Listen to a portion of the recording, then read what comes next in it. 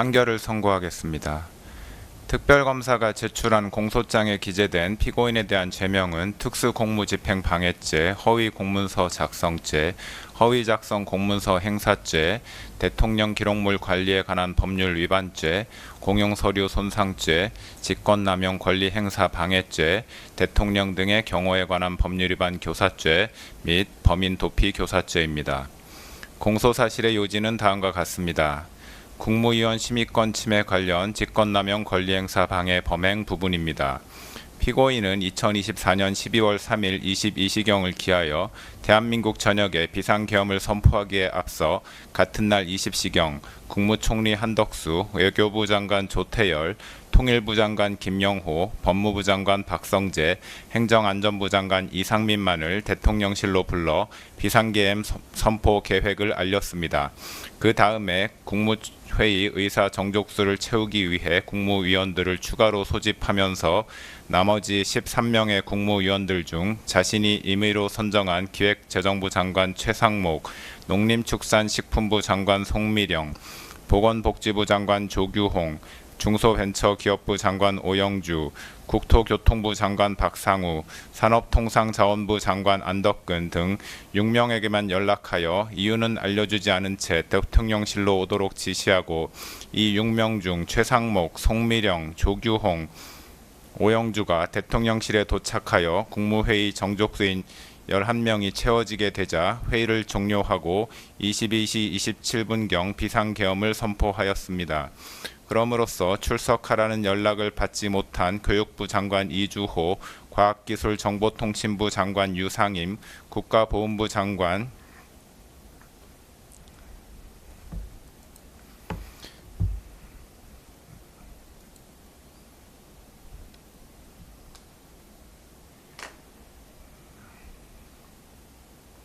강정애, 문화체육관광부 장관 유인촌, 환경부 장관 김완섭, 고용노동부 장관 김문수, 해양수산부 장관 강도형 등 7명의 국무위원 및 대통령실에 미처 도착하지 못한 박상우, 안덕근 등 2명의 국무위원으로 하여금 국무회의에 출석하여 비상계엄 선포 및 계엄사령관 임명에 관한 심의를 할 수 없도록 함으로써 위 9명의 국무위원들이 국무회의에 출석하여 헌법 질서와 국민의 기본권에 중대한 영향을 미치는 계엄 선포 및 계엄 사령관 임명에 관해 심의할 권리의 행사를 방해하였다는 것입니다.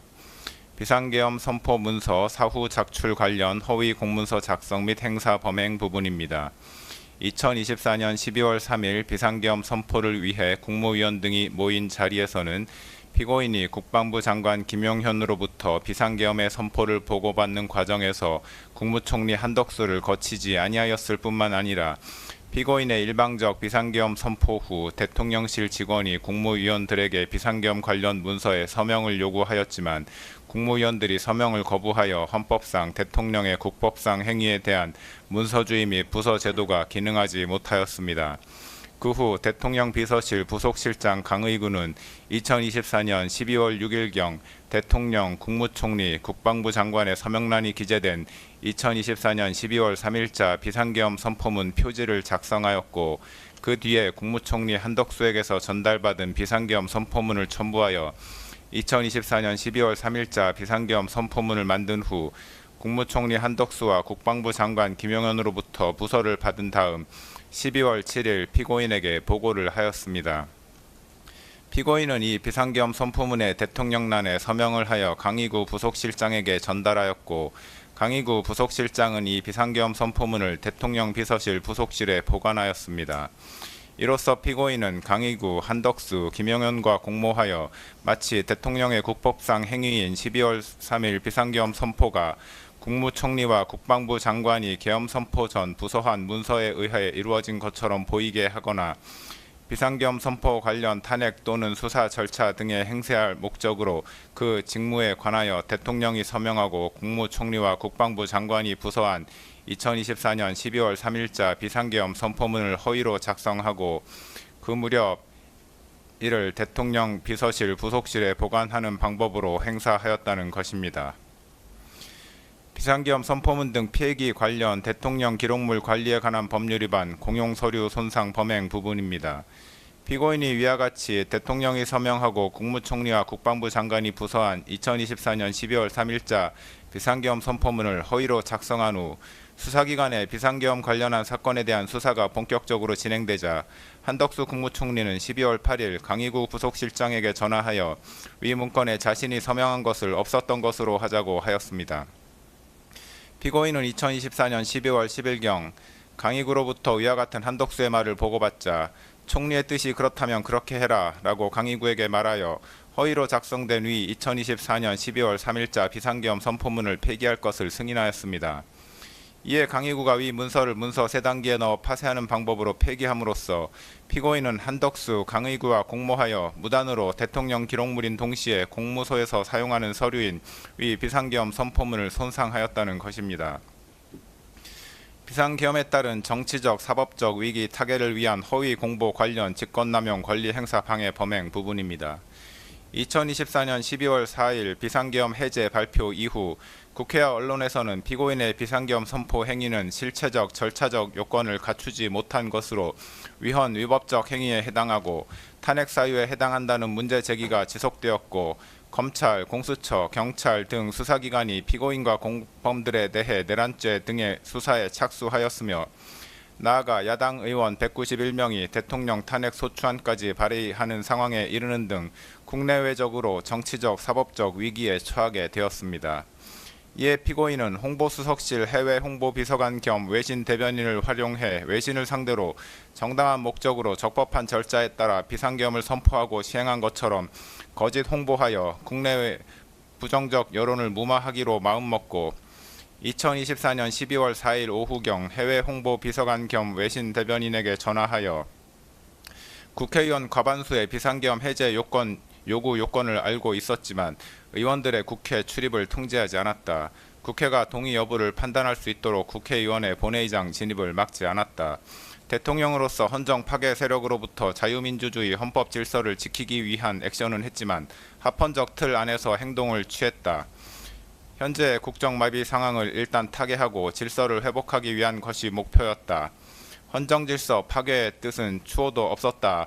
라는 내용의 프레스 가이던스 즉 PG를 작성하게 하고 이를 외신들에게 전파하도록 지시하였습니다.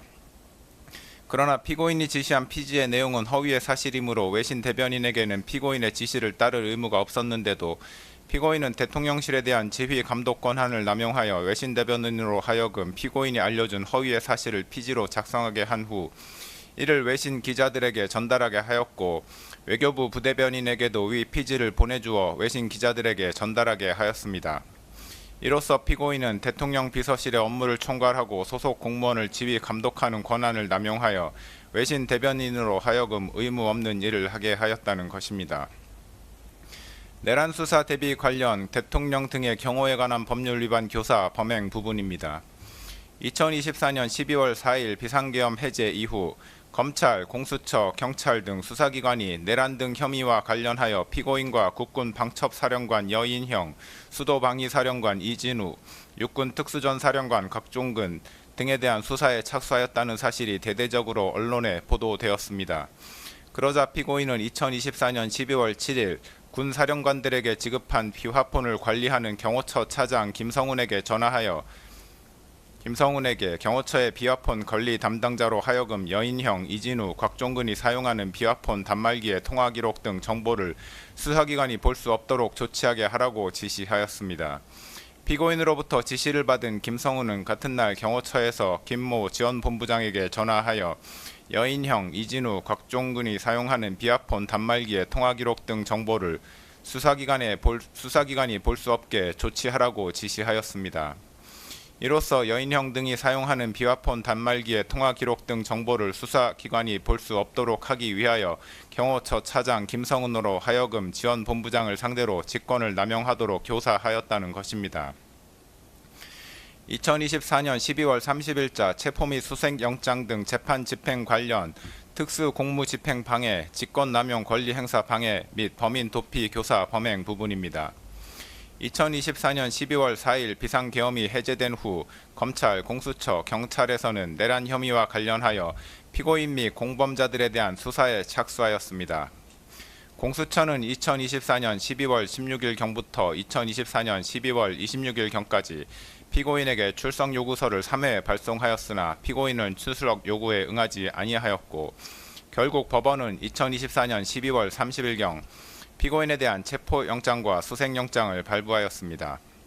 법원이 발부한 영장을 집행하기 위해 공수처는 2025년 1월 3일경 체포영장의 집행을 시도하였는데, 피고인은 대통령 경호처장 박종준과 차장 김성훈 등에게 체포영장은 불법이므로 이에 응할 수 없다고 하면서 체포영장 등의 집행을 저지하라고 지시하였고, 피고인으로부터 지시를 받은 경호처장 박종준과 차장 김성훈은 대통령 경호처 간부회의 등을 통해 대통령의 방침이라면서 이광우 경호본부장 등에게 피고인의 지시사항을 전달하고 군, 경, 병력 동원 계획, 차벽 설치 계획 등을 수립하여 영장 집행을 물리적으로 저지하기로 모의하였습니다.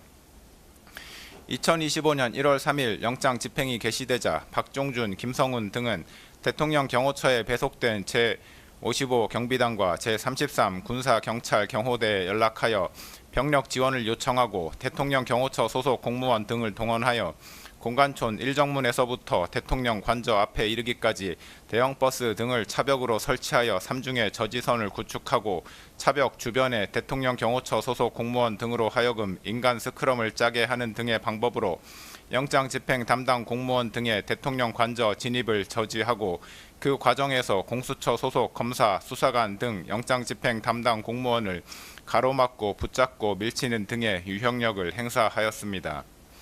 이로써 피고인은 박종준, 김성훈, 이광우와 공모하여 경호처 소속 공무원 등 인적 물적 자원을 동원하여 법원이 발부한 체포영장 등 재판의 집행 업무를 수행하는 공무원의 직무 집행을 방해하고 직권을 남용하여 경호처 소속 공무원 등으로 하여금 영장 집행 담당 공무원들에게 유형력을 행사하게 하는 등 의무 없는 일을 하게 하였으며, 박종준, 김성훈, 이광우로 하여금 피고인을 도피하게 하도록 교사하였다는 것입니다.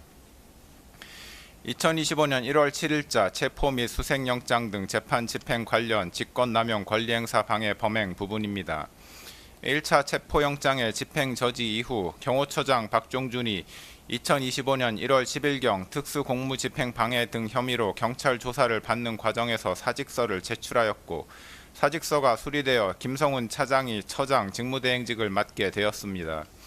공수처는 1차 체포영장 등의 집행이 무산된 이후 2025년 1월 7일 피고인에 대한 체포 및 수색영장을 다시 발부받아 2025년 1월 15일 영장 집행을 시도하였습니다. 공수처의 체포영장 등 집행에 응할 수 없다는 피고인의 기조는 경호처장 박종준의 사임으로 처장 직무대행이었던 김성훈과 경호본부장 이광우에게 계속하여 유지되었습니다. 이러한 피고인의 기조에 따라 김성훈, 이광우는 공수처의 체포영장 등 집행을 저지하기 위해 대통령 경호처 소속 공무원 등을 동원하여 공관촌 내 주요 지점에 차벽과 윤형 철조망을 설치하고 인간 스크럼 짜기 훈련을 수차례 실시하였고, 경호처 대테러부 소속 직원들에게 총기를 휴대하고 위력 순찰을 실시하도록 하였습니다. 이로써 피고인은 김성훈, 이광우와 공모하여 대통령 경호처장 등의 권한을 남용하여 소속 공무원으로 하여금 2025년 1월 7일자 체포영장 등 재판의 집행을 저지하기 위해 의무 없는 일을 하게 하였다는 것입니다. 개별 공소사실의 인정 여부에 관해 보겠습니다. 국무위원 심의권 침해 관련 직권남용 권리행사 방해 범행 부분입니다. 피고인은 2024년 12월 3일 비상계엄을 선포한 행위와 관련하여 이 법원에 내란 우두머리 혐의로 공소가 제기되어 현재 재판 계속 중인데, 피고인이 한 국무회의 소집 행위는 계엄 선포 행위 이전에 이루어진 것으로서 대한민국 헌법 및 관계 법령이 규정하는 계엄 선포에 필요한 사전 절차인 국무회의의 심의를 거치기 위한 것에 불과하므로 별건 내란 우두머리죄 공소사실 기재 행위의 실행에 착수 전 단계에서 행하여졌다고 보는 것이 타당합니다. 따라서 이 부분 공소 제기는 이중기소에 해당하지 않습니다. 헌법과 계엄법 등 관계 법령의 문헌과 그 입법 취지 및 대통령의 권한 행사와 관련하여 국무회의의 심의가 갖는 제도적 의의 등을 종합적으로 고려하면 모든 국무위원은 국무회의의 구성원으로 국정을 심의할 권한을 가진다고 판단됩니다. 따라서 대통령이 국무회의를 소집하는 경우 국무위원 전원에게 소집 통지를 하여야 하고 일부 국무위원에게 소집 통지가 결여된 경우에는 해당 국무위원의 심의권이 침해되었다고 보아야 합니다. 피고인은 자신이 임의로 특정한 일부 국무위원들에게만 국무회의 소집 통지를 하였으므로 통지를 받지 못한 교육부 장관, 과학기술정보통신부 장관, 국가보훈부 장관, 문화체육관광부 장관, 환경부 장관, 고용노동부 장관, 해양수산부 장관 이상 7명의 국무위원들의 심의권을 침해하는 행위를 하였다고 판단됩니다. 피고인은 비상계엄의 밀행성과 신속성의 요청에 기인하여 국무위원들 전체에 대한 소집 통지를 하지 못한 것이므로 통상의 국무회의와 달리 계엄 선포와 관련하여 일부 국무위원에게 소집 통지를 하지 못한 것에는 정당한 사유가 있다고 주장하나 헌법과 관계 법령상 긴급한 경우에 그와 같이 소집 통지를 하지 않아도 무방하다는 취지의 예외 규정은 없습니다. 피고인이 주장하는 계엄 선포 사유, 즉 당시 야당이었던 더불어민주당의 다수의 고위공직자에 대한 탄핵 시도 내지 탄핵소추안의 발의, 국가정보원의 선거관리위원회 시스템 점검 결과 등에 의하여 드러난 부정선거 의혹 해소, 국회의 2025년도 예산안 삭감에 따른 안보 공백 상황 초래 등을 고려하여 보더라도 피고인이 비상계엄 선포 이전에 국무위원 전원에 대한 소집 통지를 하지 못한 것을 정당화할 수 있을 정도로 긴급한 상황 하에 있었다고는 보기 어렵습니다. 피고인이 소집 통지를 한 국무위원과 그렇지 아니한 국무위원 사이에 계엄 선포의 보안 유지 필요성과 관련하여 의미 있는 합리적 차이가 존재한다고도 볼 수 없습니다. 피고인은 계엄 선포 당시 국회 통제 등 물리적 조치를 수반하지 아니한 채 단지 국민들에게 국가안보 위기 상황, 야당에 의한 국정와비 상황 등의 현황 및 심각성을 알리기 위한 목적에 이른바 메시지 계엄을 선포하려고 한 것이었다고도 주장하는데 피고인의 위와 같은 주장에 따르더라도 국무위원 전원에게 소집 통지를 하지 못할 정도로 긴급성과 밀행성이 요구되는 상황이 존재하였다고 보기 어렵습니다. 오히려 비상계엄과 같은 국가 긴급권을 행사할 경우 국가의 각 분야에 있어 비상 상황을 초래할 수 있고 다양한 분야에서 국민의 기본권을 침해할 소지가 있으므로 국가 긴급권 행사의 오남용에 따른 피해를 미연에 방지하기 위해 국정 각 분야의 보좌 및 심의를 담당하고 있는 국무위원 모두에게 국무회의의 소집을 통지할 필요성은 더욱 크다고 할 것입니다. 결국 피고인이 교육부 장관, 과학기술정보통신부 장관 등 7명의 국무위원들에 대한 국무회의 소집 통지를 하지 않아 해당 국무위원들이 국무회의에 참석하지 못하도록 한 행위는 직권을 남용하여 위 각 국무위원의 심의권을 침해한 행위에 해당하고 이에 관한 피고인의 고의 역시 인정된다고 할 것이므로 이 부분 직권 남용 권리 행사 방해죄는 유죄로 인정됩니다. 다만 피고인이 이와 같이 국무위원 7명에 대하여 국무회의 소집 통지를 하지 않았던 것과 달리 기획부 재정부 장관, 농림축산식품부 장관, 보건복지부 장관, 중소벤처기업부 장관, 국토교통부 장관, 산업통상자원부 장관 이상 6명의 국무위원에게는 대통령실로 오도록 연락함으로써 소집 통지를 하였는데 그중 대통령실에 늦게 도착한 국토교통부 장관과 산업통상자원부 장관은 국무회의에 참석하지 못하였습니다. 그런데 정부 조직법, 국무회의 규정 등 관계 변명에 의하더라도 국무회의 소집 통지에 관하여 그 통지의 구체적인 내용이나 방식 등을 제한하는 규정은 찾아볼 수 없고 소집 통지를 한 국무위원 전원이 국무회의에 실제로 참석할 때까지 국무회의를 개최할 수 없다는 규정 역시 존재하지 않습니다. 따라서 대통령인 피고인이 국무회의의 안건인 비상계엄의 선포가 가지는 긴급성과 보안성을 고려하여 국무위원들에게 국무회의 개최 여부나 안건에 관한 언급 없이 단지 대통령실로 오도록 하는 방식으로 소집 통지를 하였다거나 소집 통지를 한 국무위원들이 모두 도착하기도 전에 의사정족수에 해당하는 국무위원들이 출석한 즉시 국무회의를 개최하였다고 하더라도 미처 출석하지 못한 국무위원들에 대하여 그 심의권을 침해할 고의가 있었다거나 국무회의의 소집 및 개최와 관련하여 관계 변명을 위반하였다고 단정하기 어렵습니다.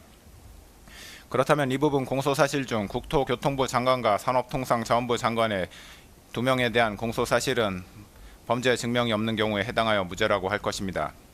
다만 이 무죄 부분 공소사실은 그와 상상적 경합 관계에 있는 교육부 장관, 과학기술부, 정보통신부 장관 등 7명의 국무위원에 대한 심의권 침해 관련 각 직권남용 권리 행사 방해죄를 유죄로 인정하는 이상 따로 주문해서 무죄를 선고할 것은 아닙니다.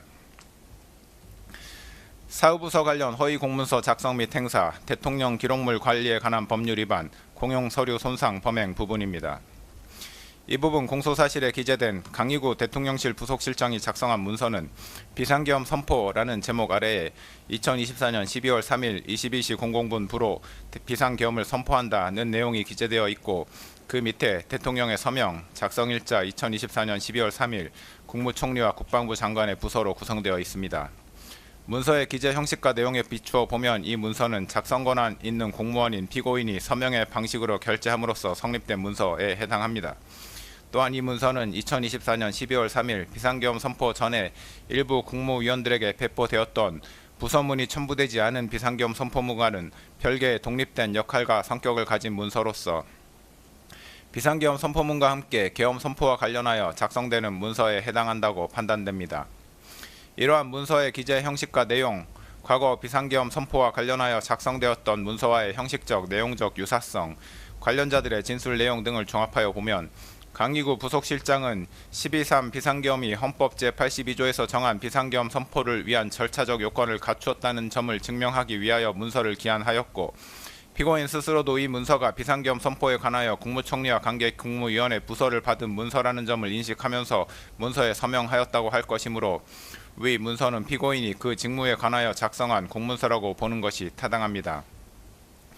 그런데 이 문서는 실제로 2024년 12월 6일에 양식이 작성되어 12월 7일에 피고인의 서명이 이루어졌는데도 불구하고 그 내용은 마치 2024년 12월 3일 작성되어 대통령 및 관계 국무위원회 서명이 이루어진 것처럼 기재되어 있으므로 그 자체만으로도 이미 허위의 공문서에 해당합니다.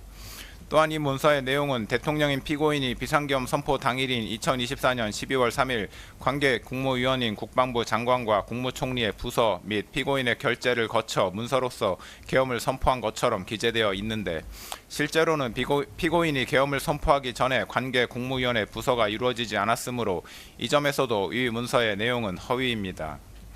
피고인은 강희구 부속실장이 가져온 위 문서를 보고 서명을 하였고, 서명 당시 문서에 기재된 작성 및 결재 일자와 실제 작성 및 결재 일자가 상이하다는 점 및 계엄 선포 전에 관계 국무위원회 부서가 이루어지지 않았는데도 불구하고 위 문서에 마치 계엄 선포 전에 국방부 장관과 국무총리의 부서가 이루어진 것처럼 기재되어 있다는 점을 명확히 인지하면서 문서에 서명하였으므로 허위 공문서 작성죄에 고의가 있었다고 충분히 인정됩니다. 또한 피고인은 향후 비상계엄 선포 요건이 문제가 될 경우 등에 대비하여 비상계엄에 관하여 헌법 제82조에서 정한 문서 주의 및 부서제도 요건을 갖추었다는 점을 증명하기 위한 문서로 사용할 목적으로 위 문서에 서명하였다고 보이므로 문서를 행사할 목적도 있었다고 인정됩니다. 결국 피고인에 대한 허위 공문서 작성죄 공소사실은 유죄로 인정됩니다. 허위 작성 공문서 행사죄에 관하여 봅니다. 허위 작성 공문서 행사죄가 성립하기 위해서는 허위 공문서를 문서가 허위 작성되었다는 사정을 알지 못하는 사람들도 열람할 수 있게 하는 등 문서에 관한 공공의 신용을 위태롭게 하는 행위가 존재한다고 볼 수 있어야 합니다. 그런데 강희구 부속실장은 2024년 12월 7일 작성한 부서문서에 대한 서명이 완료된 후 이를 자신의 사무실 책상 서랍 안에 보관하였다가 한덕수 국무총리에게서 폐기 요청을 받고서 피고인에게 이를 보고한 후 2024년 12월 10일 폐기하였습니다. 강희구 부속실장은 그동안 이를 다른 사람에게 제시하거나 외부에 공고 내지 제출하는 등의 행위는 하지 않았던 것으로 보입니다. 이러한 사정만으로는 위 문서가 허위 작성되었다는 사정을 알지 못하는 다른 사람들이 해당 문서를 열람할 수 있는 상태에 있었다고는 볼 수 없으므로 문서에 관한 공공의 신용을 위태롭게 하는 행위가 존재하였다고 보기 어렵습니다. 따라서 이 부분 공소사실은 범죄 증명이 없어 무죄라고 판단됩니다. 대통령 기록물 관리에 관한 법률 위반죄 및 공용서류 손상죄 부분입니다. 대통령 기록물 관리에 관한 법률 제2조 제1호는 대통령 기록물을 대통령의 직무 수행과 관련하여 대통령 등의 기관이 생산, 접수하여 보유하고 있는 기록물이라고 정의하고 있습니다. 이 기록물에 해당하기 위해서는 문서, 도서, 대장, 카드, 도면, 시청각물, 전자문서 등 모든 형태의 기록 정보 자료 또는 행정 박물일 것, 대통령의 직무 수행과 관련될 것, 그 생산 또는 접수 주체가 대통령 또는 대통령의 보좌기관, 자문기관 및 경호 업무를 수행하는 기관 또는 대통령직 인수위원회일 것, 생산 또는 접수가 완료되었을 것 이상의 4가지 요건을 갖추어야 합니다. 앞서 본 허위 공문서는 문서 형태로 되어 있고 결재권자는 당시 대통령이었던 피고인이며 12.3 비상계엄이 헌법 제82조에서 정한 비상계엄 선포를 위한 절차적 요건을 갖추었다는 점을 증명하기 위한 목적으로 작성되었으므로 대통령의 직무 수행과 관련하여 작성되었다고 할 것이고, 결재권자인 피고인의 결재가 이루어짐으로써 공문서로 성립된 동시에 대통령 기록물로도 생산되었다고 할 것입니다. 따라서 위 문서는 대통령 기록물에 해당합니다. 또한 공용서류 손상죄에서 말하는 공용서류란 공무소에서 사용하는 서류 기타 전자기록을 말하는데, 그 해당 여부를 판단함에 있어 문서의 완성 여부, 공문서로서의 효력이 생겼는지 여부나 정식 결재 절차를 거쳤는지 등은 관련이 없습니다. 이 사건에서 문제되는 문서는 공문서로 성립되었으므로 공용서류에 해당하고, 문서가 폐기될 무렵 그 문서를 사용할 의사나 목적이 명백히 소멸되었다고 볼 만한 정황을 찾아볼 수 없습니다. 따라서 피고인이 한덕수 국무총리 및 강희구 부속실장과 공모하여 위 문서를 폐기한 행위는 대통령 기록물 관리에 관한 법률 위반죄 및 공용서류 손상죄에 해당한다고 판단됩니다. 이 부분 공소사실은 각 유죄로 인정됩니다. 허위 공보 관련 직권남용 권리행사 방해죄 부분입니다.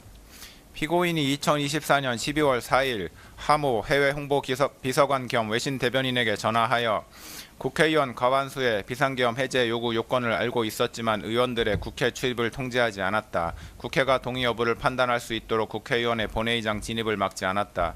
대통령으로서 헌정 파괴 세력으로부터 자유민주주의 헌법 질서를 지키기 위한 액션은 했지만 합헌적 틀 안에서 행동을 취했다.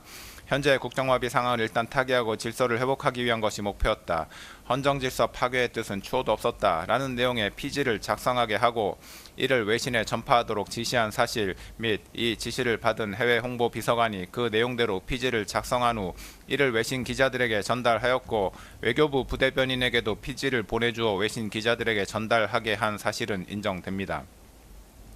정부조직법, 국가공무원법 등 관계 법령의 내용을 종합하여 보면 대통령 비서실 소속 비서관은 대통령의 직무를 보좌하는 자로서 대통령의 명에 따른 지휘 감독을 받는 관계에 있고, 이에 따라 직무를 수행할 때 상관인 대통령의 직무상 명령에 대한 복종 의무를 부담합니다.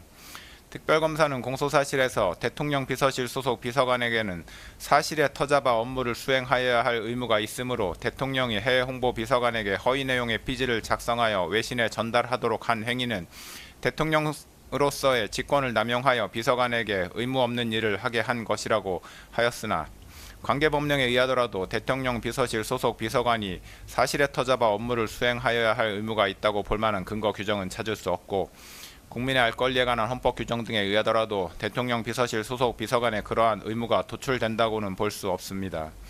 대통령실 대변인이 전파하는 피지는 국정 현안에 관한 대통령실의 입장을 표명하거나 홍보하는 것으로서 피지의 내용이 언론에 보도되는 경우에도 대통령실의 입장 표명임을 표시하게 될 뿐만 아니라, 동시에 해당 국정 현안에 관한 다른 언론 기사들도 보도되는 것이 통상적이라 할 것이므로 피지의 내용의 일부 사실관계에 부합하지 않는 내용이 포함된다고 하여 국민들의 알 권리가 침해된다고 보기도 어렵습니다. 피지를 작성하여 전달하는 행위는 사실관계를 있는 그대로 보도하는 행위와는 분명한 차이가 있습니다. 대통령의 명령에 따라 피지를 작성 및 전파하는 해외 홍보 비서관으로서는 특정 현안에 관한 대통령의 입장을 가능한 한 신속하고 정확하게 작성하여 외신 등에 전달하여야 할 의무를 부담할 뿐, 대통령이 전달을 요청한 입장 내용 중 사실관계에 관한 내용이 있는지 여부를 가려내거나 사실관계와 일치하지 않는 내용이 있는지 여부까지 판단할 권한 또는 의무가 있다고 볼 수 없습니다. 결국 이 사건에서 피고인의 피지 전파 지시를 받은 해외 홍보 비서관에게 피지의 내용이 허위인지 여부를 판단하여 그 내용을 수정하여 전달하거나 전달을 거부할 의무가 있었다고 볼 수 없으므로 이 부분 공소사실은 범죄 증명이 없어 무죄라고 판단됩니다. 내란 수사 대비 관련 대통령 등의 경호에 관한 법률 위반 교사죄 부분입니다. 피고인은 경호처가 이미 제출한 비화폰 통화 목록과 비화폰은 위법하게 수집한 증거에 해당하여 증거 능력이 없다고 주장하므로 이에 관하여 봅니다.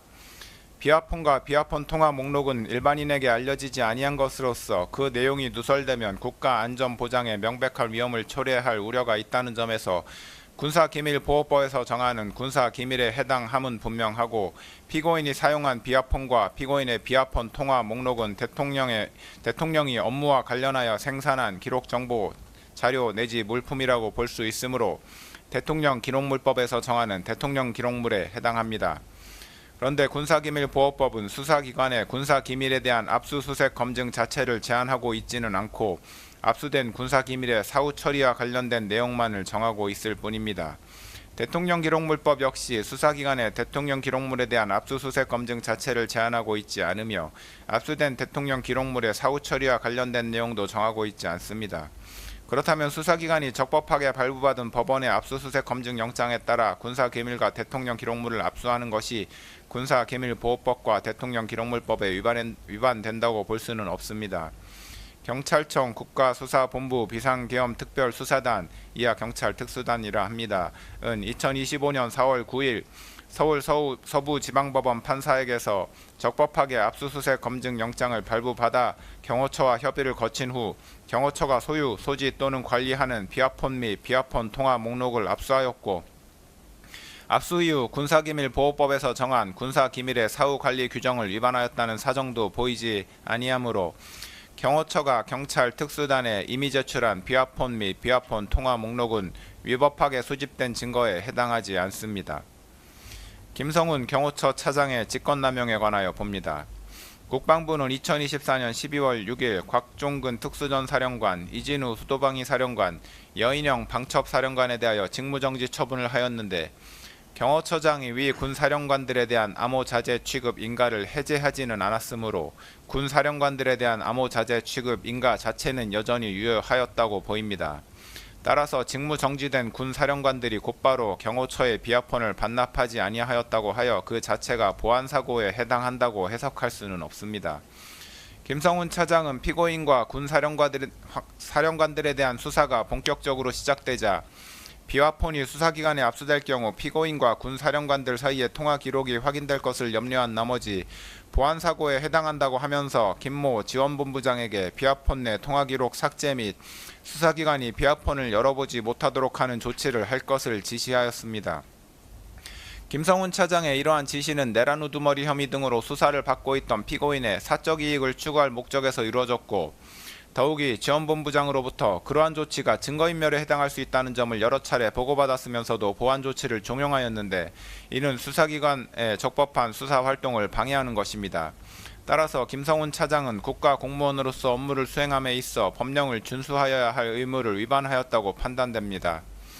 김성훈 차장의 지시에도 불구하고 지원본부장은 비아폰에 저장된 통화 기록을 삭제하거나 원격 로그아웃 조치를 하지 아니하여 수사기관이 비아폰을 열어보지 못하게 하는 등 구체적인 권리행사 방해의 결과가 발생하지는 않았습니다. 그러나 구체적인 권리행사 방해의 결과가 발생하지 않았다고 하더라도 대통령 경호법상 직권남용죄는 성립합니다. 피고인은 2024년 12월 7일 김성훈 차장에게 전화하여 비아폰에 대한 조치를 지시하였는데 피고인의 지시는 피고인과 군사령관들에 대한 수사에 대비하기 위한 것으로 이해되고 김성훈 차장으로부터 증거인멸의 우려가 있다는 취지의 보고를 받았는데도 비아폰에 대한 조치를 재차 지시하였습니다. 피고인의 김성훈 차장에 대한 위와 같은 지시는 결국 수사기관이 비아폰을 열어볼 수 없도록 조치하라는 것이었습니다. 김성훈 차장에게 대통령 경호법상 직권남용죄가 성립하는 이상 김성훈 차장에게 위와 같은 지시를 한 피고인에게는 대통령 경호법 위반 교사죄가 성립한다고 보는 것이 타당합니다. 이 부분 공소사실은 유죄로 인정됩니다. 공수처의 2024년 12월 30일자 체포영장 등의 집행 저지와 관련한 피고인의 특수공무집행 방해, 직권남용 권리행사 방해, 범인 도피 교사 범행에 관하여 봅니다. 피고인은 검찰이 군검찰과 함께 구성한 12.3 비상계엄사태 특별수사본부로부터 2차례에 걸쳐 출석 요구를 받았으나 모두 불응하였고 공수처가 경찰 특수단 및 국방부 조사본부와 구성한 12.3 사태 공조수사본부로부터 3차례에 걸쳐 출석 요구를 받았으나 모두 불응하였습니다. 공수처는 2024년 12월 30일 서울 서부지방법원에 피고인을 내란 우두머리 등 혐의로 체포할 수 있도록 하는 체포영장을 청구하여 같은 날 위 법원에서 체포영장과 수색영장을 발부받았습니다. 이 수색영장에는 본건 수색영장은 별도로 발부하는 피의자에 대한 체포영장의 집행을 위한 피의자의 소재 발견을 위하여만 발부하고 압수 및 압수를 위한 수색을 불허하므로 형사소송법 제110조, 제111조가 적용되지 않음이라는 기재가 포함되어 있었습니다. 이 체포영장과 수색영장을 발부받은 공수처가 피고인의 직권남용 권리행사 방해 및 내란 우두머리 혐의에 관하여 수사권이 있는지에 관하여 봅니다. 공수처는 고위공직자 범죄 및 관련 범죄에 관하여 수사권이 있습니다. 형법 제123조의 직권남용 권리행사 방해죄는 공수처가 수사할 수 있는 고위공직자 범죄에 해당합니다. 피고인은 대통령으로서 헌법 제84조에 따라 내란 또는 외환의 죄를 범한 경우를 제외하고는 재직 중 형사상의 소출을 받지 아니하나 헌법 제84조는 형사상 소출을 받지 아니한다고만 규정하고 있을 뿐이고 헌법 및 법률에서 대통령에 대한 수사를 제한하고 있지는 아니한 점, 수사기관의 수사는 형사상 소출을 반드시 전제하는 것은 아니므로 형사상 소추와 수사기관의 수사는 분명히 구분된다는 점 등에 비추어 보면 공수처는 대통령 신분이었던 피고인의 형법상 직권남용 권리행사 방해 혐의에 대하여 수사를 할 수 있다고 판단됩니다. 공수처는 피고인의 직권남용 권리행사 방해 혐의에 대하여 수사를 하던 중 피고인의 내란 우두머리 혐의가 직권남용 권리행사 방해에 관련 범죄에 해당한다고 판단하여 피고인의 내란 우두머리 혐의에 대한 수사에 착수하였습니다. 피고인의 직권남용 권리행사 방해 혐의와 내란 우두머리 혐의는 사실관계가 동일하여 중간행위나 다른 원인의 매개 없이 직접 연결되고 직권남용 권리행사 방해 혐의에 대한 수사 과정에서 자연스럽게 피고인의 내란 우두머리 혐의가 드러날 수밖에 없는 관련성이 인정되므로 공수처는 피고인의 내란 우두머리 혐의를 관련 범죄로서 수사할 수 있습니다. 따라서 공수처는 피고인의 직권남용 권리행사 방해 및 내란 우두머리 혐의에 관하여 모두 수사권이 있습니다. 2024년 12월 30일자 체포영장 등이 관할을 위반한 것인지에 관하여 봅니다. 공수처법상 대통령이었던 피고인에 대한 내란 우두머리죄 및 직권남용 권리행사 방해죄는 공수처에 수사권이 있기는 하지만 공수처 검사가 직접 공소를 제기할 수 있는 범죄는 아닙니다.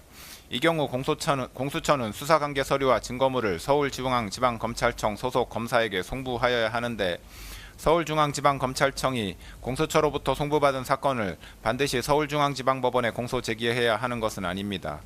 공수처법은 공수처 검사가 공소를 제기하는 고위공직자 범죄 등 사건의 제1심 재판은 서울중앙지방법원에 관할로 한다라고 정하고 있을 뿐입니다. 한편으로 공수처법은 형사소송법을 준용하도록 하고 있으므로 결국 공수처의 영장 청구에 관한 재판의 관할은 형사소송법에 따라 정해진다고 보는 것이 타당합니다.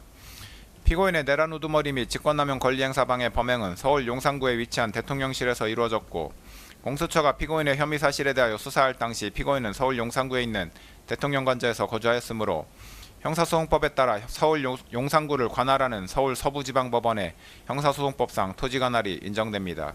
따라서 공수처가 피고인에 대한 체포영장 등을 서울 서부지방법원에 청구하여 이 법원에서 영장을 발부받은 것은 관할 위반에 해당하지 않습니다. 서울 서부지방법원의 2024년 12월 3일자 수색영장에 본건 수색영장은 별도로 발부하는 피의자에 대한 체포영장의 집행을 위한 피의자의 소재 발견을 위하여만 발부하고 압수 및 압수를 위한 수색을 불허하므로 형사소송법 제110조, 제111조가 적용되지 않음이라고 기재되어 있는 것으로 인하여 이 영장이 위법 무효인지에 관하여 봅니다. 형사소송법 제110조 제1항은 군사상 비밀을 요하는 장소는 그 책임자의 승낙 없이는 압수 또는 수색할 수 없다고 규정합니다. 이 조항이 군사상 비밀이라는 대상 또는 목적물에 관한 규정인지 군사상 비밀을 요하는 장소라는 장소적 제한에 관한 규정인지가 불분명하나 군사상 비밀이라는 대상 또는 목적물에 관한 규정으로 이해하는 것이 타당합니다. 그렇다면 군사상 비밀은 물건의 발견을 목적으로 하는 수색의 경우에는 위 조항에 따라 책임자의 승낙이 없이는 수색을 할 수 없지만 군사상 비밀을 요하는 장소에서 피의자를 체포하기 위한 수색의 경우에는 위 조항이 적용되지 않는다고 해석해야 할 것입니다. 나아가 위 조항은 수사기관의 압수 또는 수색과 같은 대물적 강제처분에 관한 것이므로 체포와 같은 대인적 강제처분에 있어서는 적용되지 않음이 분명합니다. 그렇다면 군사상 비밀을 요하는 장소에서 피의자를 체포하기 위한 수색 및 그에 따른 체포에 관하여는 형사소송법 제110조가 적용되지 않으므로 책임자의 승낙이 없었다고 하더라도 위법하다고 볼 수 없습니다. 서울서부지방법원 영장 담당 판사가 일부 기각 취지를 밝히면서 형사소송법 제110조 제111조가 적용되지 않음이라고 기재하였더라도 이와 같은 내용이 새로운 법률적인 효과를 발생시키는 것은 아닙니다. 그렇다면 설령 형사소송법 제110조가 장소적 제한에 관한 규정에 해당하기 때문에 군사상 비밀을 요하는 장소에서 피의자를 체포하기 위한 수색의 경우에도 책임자의 승낙을 받아야 한다고 해석하더라도 수색영장에 기재된 형사소송법 제110조 111조가 적용되지 않음이라는 내용은 무익적인 기재사항에 불과하다고 보아야 할 것이므로 그 부분을 제외한 나머지 부분에 관하여 수색영장은 여전히 유효하다고 판단됩니다. 결국 이 수색영장은 헌법과 법률 정에 위배되지 아니하므로 유효한 영장이라고 할 것입니다. 대통령 관저를 포함한 공관촌이 형사소송법 제110조 제1항에서 정하는 군사상 비밀을 요하는 장소임은 분명하고 그 책임자는 박종준 경호처장이었습니다. 박종준 경호처장은 공수처가 2024년 12월 30일자 체포영장 등의 집행을 위하여 2024년 12월 31일과 2025년 1월 1일에 경호처에 협조 요청 공문 및 허가 요청 공문을 보낸 데 대하여 아무런 답변을 하지 않았고 2025년 1월 3일 공수처가 위 체포영장 등을 집행하는 과정에서는 형사소송법 제110조를 이유로 영장 집행에 대한 승낙을 거부하였습니다. 그런데 군사상 비밀을 요하는 장소에서 피의자를 체포하기 위한 수색 및 그에 따른 체포에 관해서는 형사소송법 제110조가 적용되지 않으므로 책임자의 승낙이 없다고 하더라도 체포영장 집행을 위한 수색 및 체포가 위법하다고 볼 수 없습니다. 설령 형사소송법 제110조가 적용되어 책임자인 경호처장의 승낙이 필요하다고 해석하더라도 같은 조 제2항에 따라 해당 장소의 책임자는 국가에 중대한 이익을 해하는 경우를 제외하고는 승낙을 거부하지 못하는데 국회에서 탄핵소추가 의결되어 대통령으로서의 권한 행사가 정지되어 있었던 피고인을 내란 우두머리 및 직권남용 권리행사 방해 혐의로 체포하는 것이 국가에 중대한 이익을 해하는 경우에 해당한다고 볼 수는 없으므로 책임자인 경호처장은 영장 집행을 승낙하였어야 할 것입니다. 따라서 경호처장의 수색영장 집행 승낙 거부는 형사소송법 제110조 제2항을 위반한 것으로 그 효력이 없다고 보아야 하므로 어떻게 보더라도 공수처가 경호처장의 승낙 없이 2024년 12월 30일자 체포영장 등의 집행에 나아간 것은 적법합니다. 공수처는 2025년 1월 3일 오전에 공관촌에 도착하여 2024년 12월 30일자 체포영장 등을 집행함에 있어 영장을 박종준 경호처장, 김성훈 차장, 이광우 경호본부장 등에게 지시하였고 박종준, 김성훈, 이광우 등은 이를 모두 확인하였습니다. 비록 공수처가 당시 공관촌 제1정문 앞에 나와있던 도모 변호사에게 체포영장 등을 제시하지는 않았던 것으로 보이나 당시 위 변호사는 이 사건에 관한 피고인의 변호인이 아니었으므로 공수처가 피고인의 변호인 조력권을 침해하였다거나 영장 집행이 위법하였다고 볼 수 없습니다. 2024년 12월 30일자 체포영장 등에 기재된 수색장소는 대통령 관저가 있는 서울 용산구 한남대로의 특정한 한 개의 집원뿐이었는데 공수처는 2025년 1월 3일에 체포영장 등을 집행함에 있어 대통령 관저 외곽 1정문 지역을 지나 영장에 기재된 수색장소에 이르기까지 영장에 기재된 집원 외의 집원에 해당하는 지역들을 지나갔습니다. 수색이란 물건 또는 사람을 발견하기 위하여 일정한 장소나 물건, 사람의 신체를 뒤지는 강제 처분을 의미하므로 수색 장소로 이동하는 행위를 수색이라고 볼 수는 없고 수색영장의 집행을 위하여 수색 장소로 이동하는 행위는 압수수색영장의 집행에 필요한 처분으로서 허용됩니다.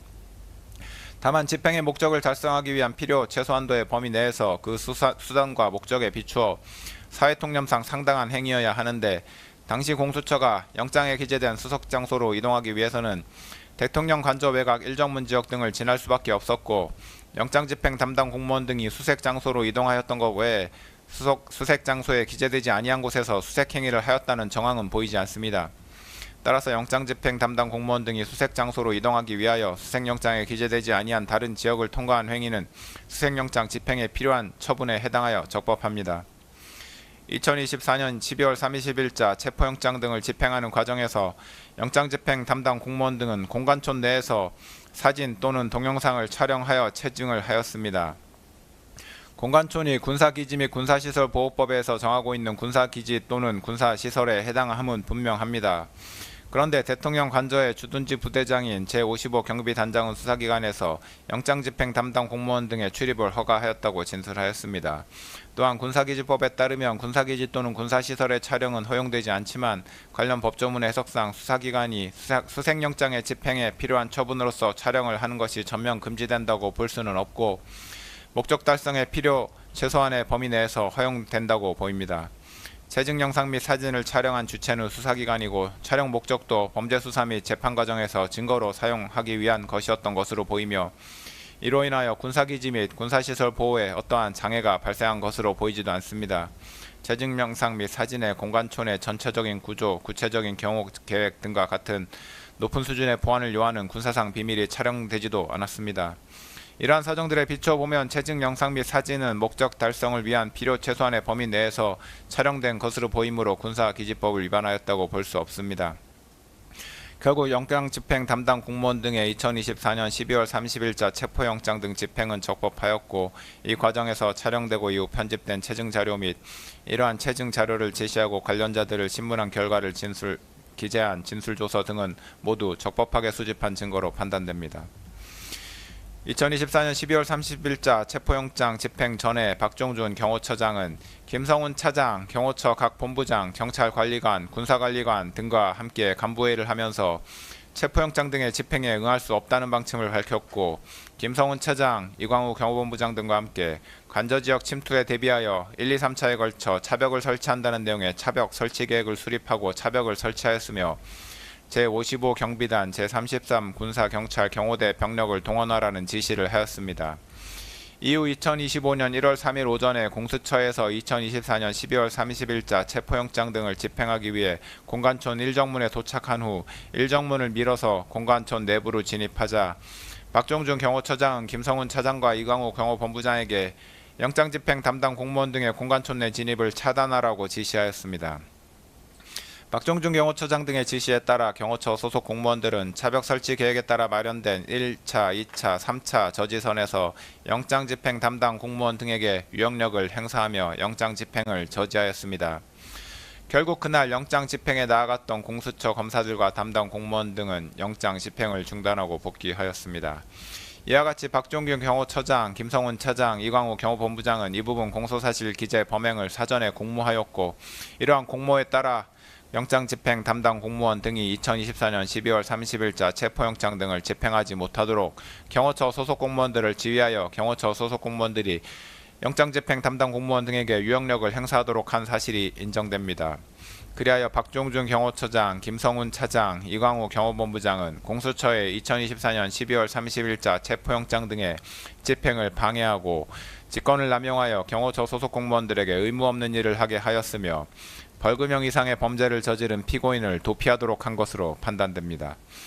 특별검사는 공소사실에서 김신 경호처 가족경호부장도 박종준 경호처장 등과 공모하여 이 범행을 한 것으로 기재하였으나 가족경호부장의 지위에 있었던 김신은 본부장급이 참여하는 간부회의에 참석하지 않았던 것으로 보이고 가족데스크에 추가로 비치되었던 3단본과 케이블 타이의 비치를 자신이 지시하지도 않은 것으로 보이는 점 등에 비추어 보면 제출된 증거만으로는 김신이 박종준 경호처장 등과 이 부분 범행을 공모하였다고 인정하기 어렵습니다.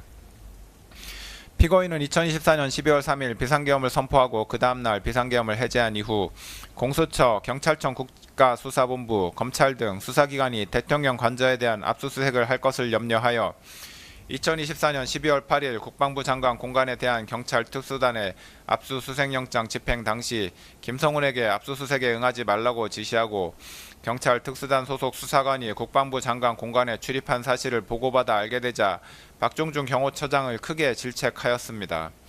피고인은 비상계엄 해제 이후부터 줄곧 자신에 대한 수사기관의 수사에 불만을 가지면서 수사에 협조할 의사가 없음을 박종준 경호처장, 김성훈 차장 등에게 여러 차례 밝혔고 이러한 피고인의 입장은 공수처의 2024년 12월 30일자 영장 집행 당시에도 유지되었습니다. 박종준 처장과 김성훈 차장은 이와 같은 피고인의 언급을 체포영장 등에 대한 불응지시로 받아들였고 체포영장 집행에 대비하여 차벽 설치, 인력 동원 등 구체적인 계획을 수립하였습니다. 피고인은 박종준 처장과 김성훈 차장으로부터 영장집행 담당 공무원 등이 2024년 12월 30일자 체포영장 등을 집행하기 위하여 공관촌에 진입하는 과정, 이를 경호처 소속 공무원들이 저지하는 과정, 공수처 검사와 박종준 처장이 협의하는 과정 등 전반적인 2024년 12월 30일자 체포영장 등의 집행 과정을 보고받았고, 공수처 검사가 이정문을 확인하지 못하도록 하는 등 공수처의 2024년 12월 30일자 체포영장 등 집행에 불응하겠다는 입장을 보였습니다. 피고인이 2024년 12월 12일부터 국회 탄핵소추 의결로 인하여 권한 행사가 정지되었기 때문에 그때부터 2025년 1월 3일까지 대통령으로서 직무 권한을 가지지 못하였음은 분명하나, 이 부분 공소사실은 피고인이 박종준 경호처장, 김성훈 차장, 이광우 경호본부장과 공모하여 그들의 직권을 남용하여 경호처 소속 공무원으로 하여금 의무 없는 일을 하게 하였다는 것이고, 형법 제33조 본문에 따라 신분범의 경우 비신분자와 공범이 될 수 있으므로 피고인에 대해서 직권남용 권리행사 방해죄, 공모, 공동, 정범이 충분히 성립합니다. 따라서 피고인에 대한 이 부분 특수공무집행 방해죄, 직권남용 권리행사 방해죄, 범인도피 교사죄의 공소사실은 모두 유죄로 인정됩니다. 2025년 1월 7일자 체포영장 등의 집행과 관련한 피고인의 직권남용 권리행사 방해 범행에 관하여 봅니다. 공수처는 2024년 12월 30일자 체포영장 등의 유효기간이 만료되자 2025년 1월 6일 서울 서부지방법원에 피고인에 대한 체포 및 수색영장을 다시 청구하여 1월 7일에 이를 발부받았습니다. 이후 공수처는 2025년 1월 15일에 이 체포영장 등을 집행하였습니다.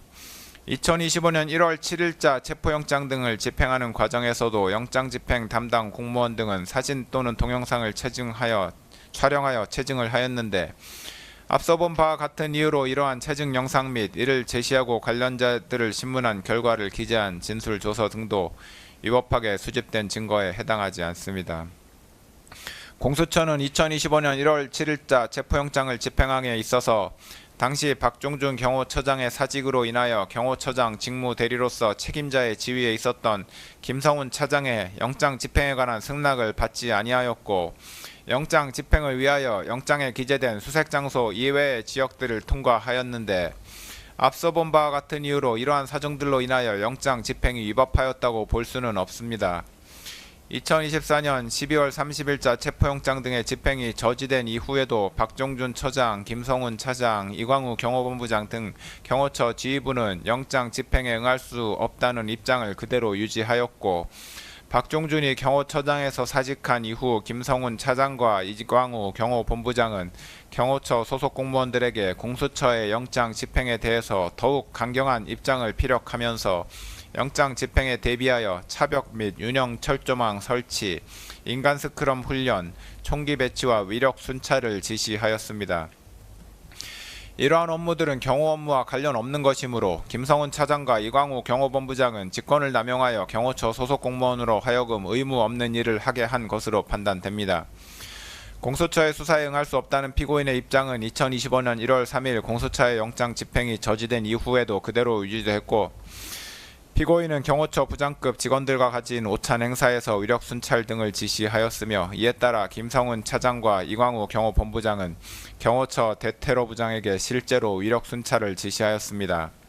그리하여 피고인이 김성훈 차장, 이광우 경호본부장과 공모하여 경호처 소속 공무원들에 대해 의무 없는 일을 하게 한 사실도 인정됩니다. 이 부분 피고인에 대한 직권 남용 권리 행사 방해 공소 사실도 유죄로 인정됩니다. 이상에서 본 바와 같이 공소사실 중 국무위원들의 심의권 침해 관련 직권남용 권리행사 방해죄 중 소집 통지를 받지 못했던 국무위원 7인에 대한 부분, 허위공문서 작성죄, 대통령 기록물 관리에 관한 법률 위반죄, 공용서류 손상죄, 대통령 등의 경호에 관한 법률 위반 교사죄, 특수공무집행 방해죄, 1차 체포 및 수색영장 집행 저지 관련 직권남용 권리행사 방해죄 및 2차 체포 및 수색영장 집행 저지 관련 직권남용 권리행사 방해죄, 범인도피 교사죄는 각 유죄로 인정되고, 국무위원들의 심의권 침해 관련 직권남용 권리행사 방해죄 중 소집 통지를 받았으나 미처 출석하지 못한 국무위원 2인에 대한 부분, 허위 작성 공문서 행사죄, 허위 공보 관련 직권남용 권리행사 방해죄는 각 무죄로 판단됩니다. 유죄로 인정된 부분에 관한 양형의 이유를 보겠습니다. 유죄로 인정된 범죄들은 일부 상상적 경합범 관계 및 실체적 경합범 관계에 있으므로 형법에 따라 형법과 관련 법률에 따라 법률상 처단형의 범위를 산정하면 피고인에 대하여 징역 1개월 이상, 징역 11년 3개월 이하의 형을 선고할 수 있습니다. 그중 양형 기준이 설정되어 있는 범죄인 특수공무집행방해죄, 공용서류 손상죄, 허위 공문서 작성죄에 관한 권고 형량의 범위를 봅니다. 이 사건 특수공무집행방해죄는 제1유형인 공무집행방해, 직무강요에 해당하고 가중요소에 해당하는 특별가중요소로서 비난할 만한 범행동기, 단체 다중의 위력을 보이거나 위험한 물건을 휴대한 경우, 공무방해 정도가 중한 경우가 있으므로 특별 조정된 가중 영역에 해당하여 권고형의 범위는 징역 1년에서 6년이 됩니다. 공용서류 손상죄는 제1유형인 공용물 무효에 해당하고 특별 양형인자는 없으므로 기본 영역에 해당하여 권고형의 범위는 징역 6개월에서 1년 6개월이 됩니다. 허위공문서 작성죄는 제1유형인 소극적 목적에 해당하고 특별 양형인자는 없으므로 기본 영역에 해당하여 권고형의 범위는 징역 4개월에서 10개월이 됩니다. 이에 대하여 다수범죄 처리 기준에 따른 권고형의 범위를 산출하면 징역 1년에서 징역 11년 3개월까지가 됩니다. 구체적인 양형 이유에 관하여 봅니다. 국가긴급권의 행사인 계엄 선포는 전 국가적 혼란을 초래하고 국민의 기본권을 다각도에서 침해할 위험성이 매우 크다 할 것이므로 국가적 위기 상황을 타개하기 위한 다른 수단과 방법이 없는 지극히 예외적인 경우에 한하여 이루어져야 합니다. 대한민국 헌법 및 계엄법에서 계엄 선포에 관하여 국무회의의 심의를 특별히 명시하고 있는 것 역시 이와 같은 위험성을 가진 대통령의 국가긴급권 행사 권한의 오남용을 막고 그 독단을 견제하기 위함이므로 대통령으로서는 계엄 선포 여부를 결정함에 있어 평시에 국가 현안에 관한 국무회의에 있어서보다 국무위원 전원의 의견을 더욱 경청하고 신중을 기하였어야 합니다. 그런데 피고인은 12.3 비상계엄 선포에 관하여 전례 없이 자신이 특정한 일부의 국무위원들에게만 국무회의 소집을 통지하여 국무회의를 개최함으로써 헌법과 계엄법의 규정을 정면으로 위반하여 통지를 받지 못한 국무위원들의 심의권을 침해하였습니다. 피고인은 이에 그치지 않고 더 나아가 계엄 선포에 관하여 헌법에서 정한 국무총리 및 관계 국무위원회 사전 부서가 적법하게 이루어진 것처럼 허위로 문서를 작성하는 데 가담하였고 이후 대통령 기록물이자 공용서류에 해당하는 위 문서를 적법한 절차에 의하지 않고 임의로 폐기하였습니다. 피고인은 대통령으로서 누구보다 헌법을 소화하고 법질서를 준수할 의무가 있는데도 도리어 헌법과 관련 법령에서 대통령의 독단과 권력의 남용을 방지하기 위하여 규정한 절차적 요건을 경시하는 태도를 보였으므로 이는 비난받아 마땅합니다. 한편 피고인은 대통령으로서 법질서를 존중할 의무를 부담하는데도 이를 저버린 채 비상계엄 선포와 관련한 범죄 혐의로 수사를 받는 과정에서 경호처 소속 공무원들을 이용하여 자신에 대한 수사기관의 적법한 영장 집행을 저지하거나 증거인멸을 시도하였습니다. 특히 피고인은 자신이 대통령으로서 가지는 막강한 영향력을 남용하여 경호처 소속 공무원들로 하여금 적법한 영장 집행을 저지하게 하였는데 이는 일신의 안위와 사적인 이익을 위하여 대한민국에 충성하는 경호처 소속 공무원들을 사실상 사병화한 것입니다. 이와 같은 공무집행 방해 범행은 정당한 공권력 행사를 무력화시키고 국가의 법질서 기능을 저해하는 중대한 범죄에 해당하는 점, 피고인이 범행에 이르게 된 경위, 구체적인 범행 내용 등에 비춰 보면 피고인의 죄질이 매우 좋지 아니합니다. 그런데도 피고인은 이 사건 범행에 관하여 납득하기 어려운 변명으로 일관하면서 자신의 잘못을 반성하는 태도를 전혀 보이고 있지 아니합니다.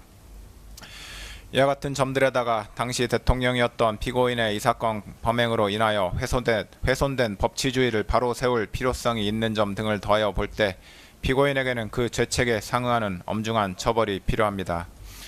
다만 허위 공문서 작성, 대통령 기록물 관리에 관한 법률 위반 및 공용서류 손상 범행의 경우 피고인이 적극적으로 범행을 주도하거나 확정적인 계획하에 범행하였다고는 보기 어려운 점, 형사처벌을 받은 전력이 없는 초범인 점 등을 피고인에게 유리한 정상으로 참작하고 그 밖에 피고인의 나이, 성행, 환경, 범행의 동기와 경위, 수단과 결과, 범행 후의 정황 등 이 사건 기록과 변론에 나타난 양형의 조건이 되는 여러 사정들을 종합하여 형을 정하기로 합니다.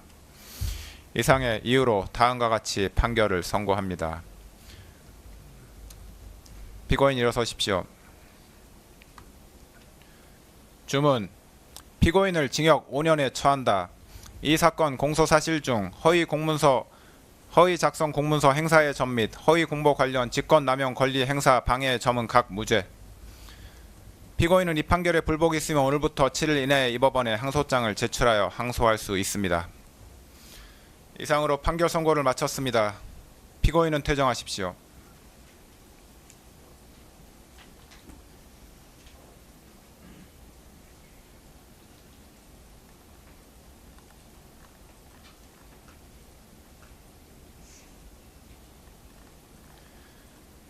방청인들은 질서 정연하게 퇴정하여 주시기 바랍니다.